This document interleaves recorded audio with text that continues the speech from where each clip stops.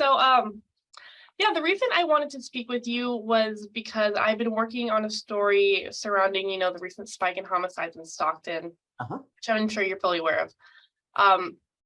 So after speaking with a couple of different sources, I'm really trying to narrow down what it is that we think is maybe a couple of factors that could be contributing to this recent spike in violent crime, and what you or the police department might think it could be.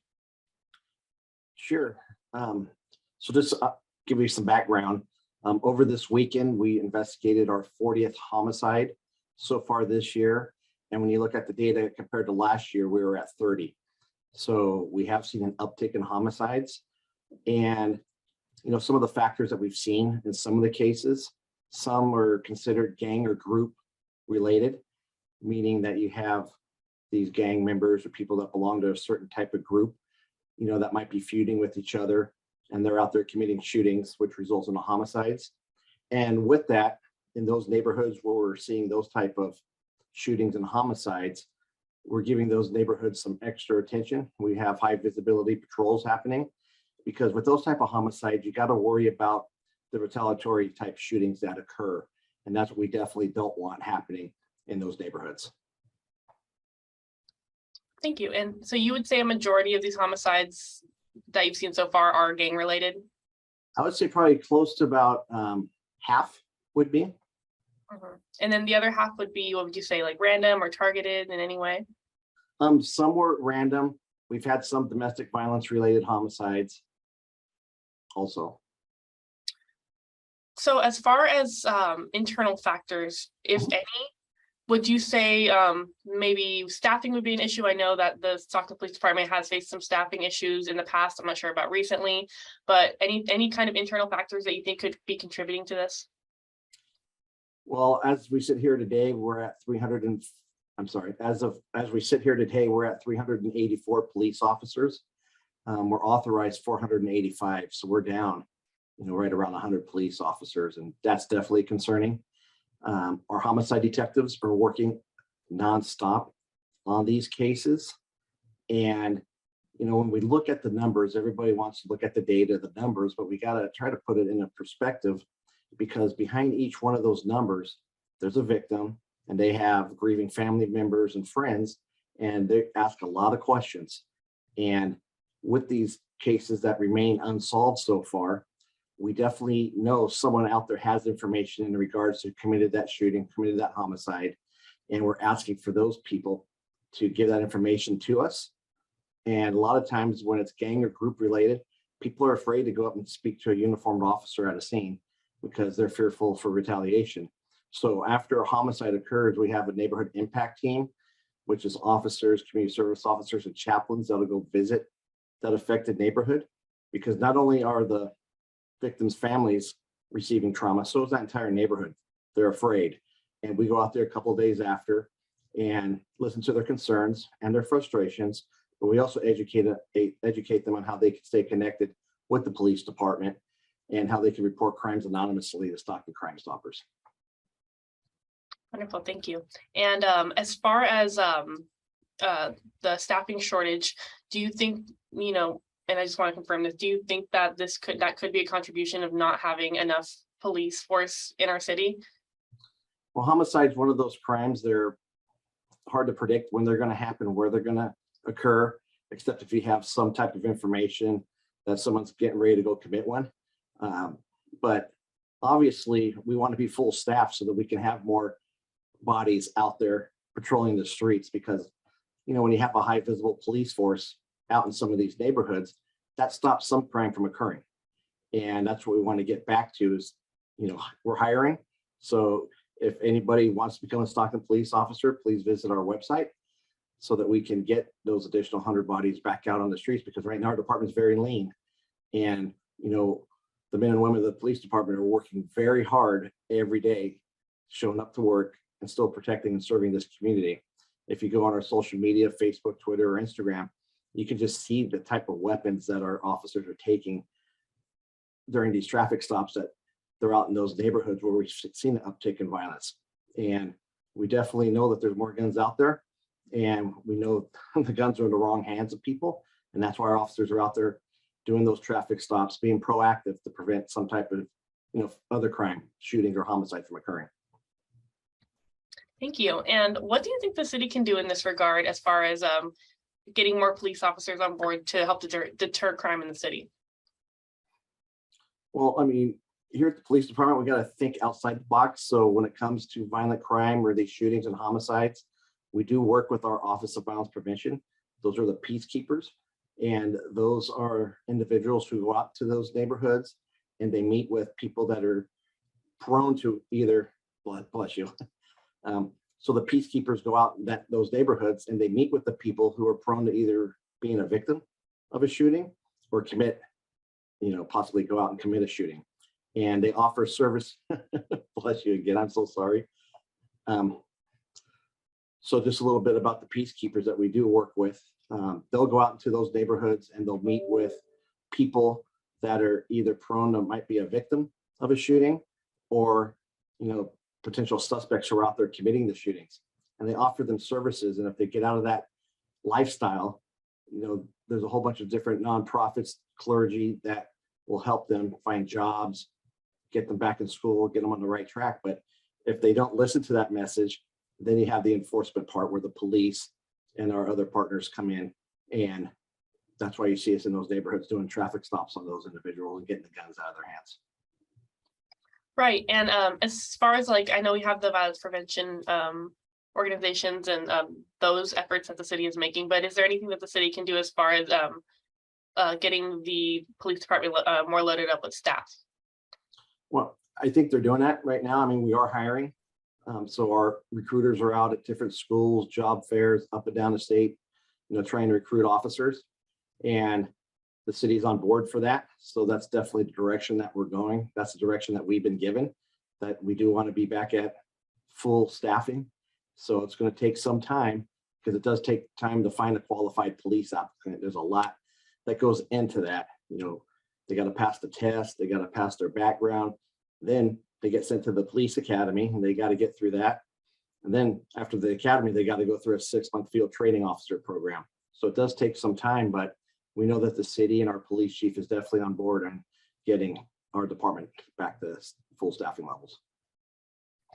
All right, thank you so much. So as far as just to go back to the recent spike in homicides. Sure.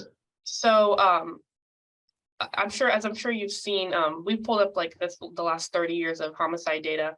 And just to put into perspective what the numbers look like now compared to just like August of the last 30 years, it seems like this August is the highest in the 30-year data besides 2012, where there was that massive spike in homicides.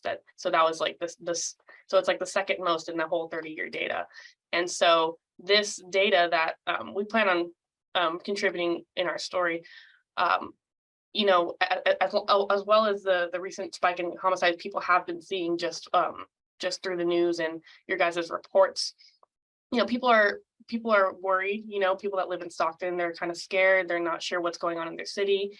And people want to hear if there's any kind of plan. So do you know if the city or the police department have any kind of specialized plan put in place or being talked about to help deter the violent crime or do something about this recent spike in homicides, if any? Yeah, our police chief, Stan McFadden, he's been actually going out and doing community walks where he's actually taking his command staff out in those neighborhoods where we're seeing an increased shootings and homicides. He's meeting with residents who live in those neighborhoods. He's meeting with business owners, and he has a plan. And we do have additional patrols that are currently right now out in those neighborhoods, trying to give those neighborhoods some relief.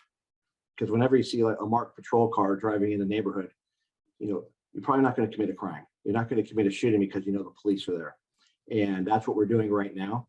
We are also working with our state and federal law enforcement partners.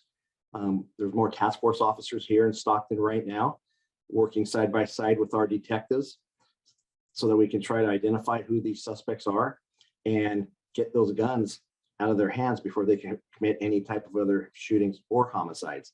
So those are some of the things that we're working on right now. But probably one of the most important things that we're doing is educating our community, because here at the police department, we can't do it alone. We know the community can't do it alone, but when we work together, good things happen.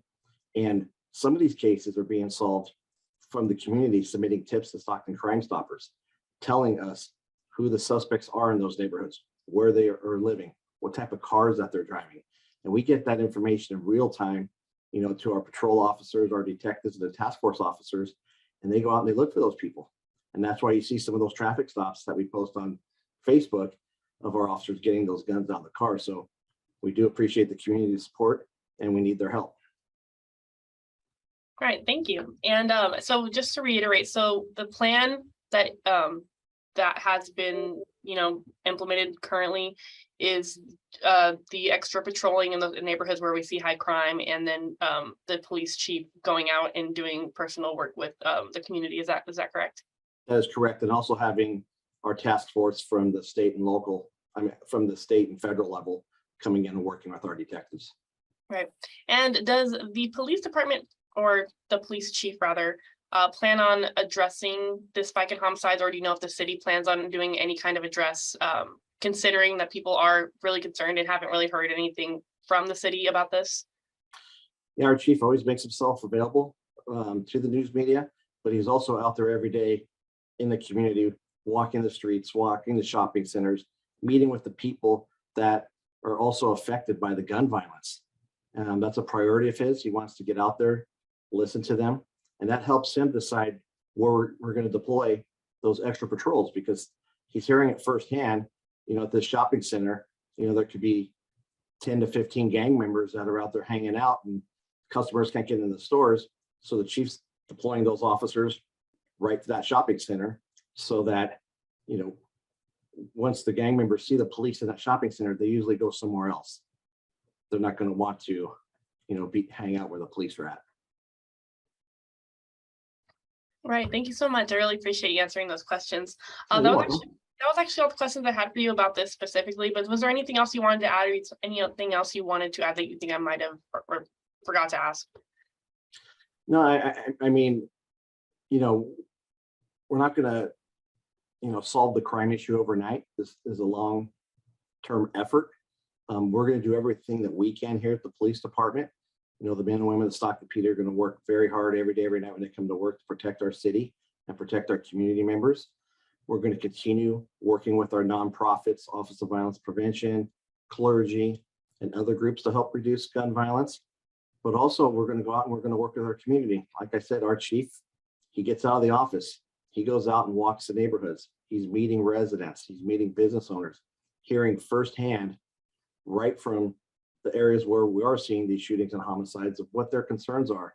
And that's helping him make decisions on, what strategies to use and where to deploy his officers. And we're going to continue to do that until we see, a good reduction of shootings and homicides occurring in those affected areas. And what would you say to, concerned citizens that are living amongst the spike in crime and, are fearing for their community?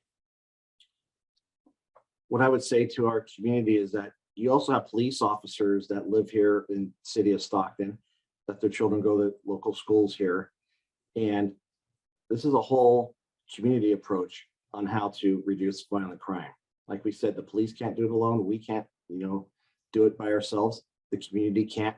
But when we get out, we talk, we listen, we give the community a voice, we hear their frustrations, and we educate them on how they can stay connected with the police department, whether by, social media, starting a neighborhood watch or a business watch, then good things happen. And that's what we've been seeing. And we can quantify that by seeing the tips coming into Stockton Crime Stoppers, giving us that information on, who these suspects are that are committing these shootings and homicides.